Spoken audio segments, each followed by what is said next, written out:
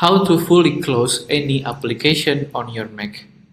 So the first way to do it, for example, I open this Safari right here, and then the first way is you can just click on the X red button right here to close it.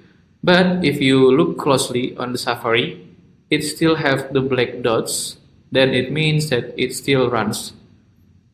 So the second way to do it, you wanna click on your application, and then you wanna go to your right side of this Apple logo at the left side top of your screen, and click on the name of application, and then you wanna choose on quit the application.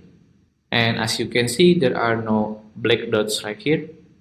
And the third way to do it, on your trackpad, you can just right click and then tap on quit.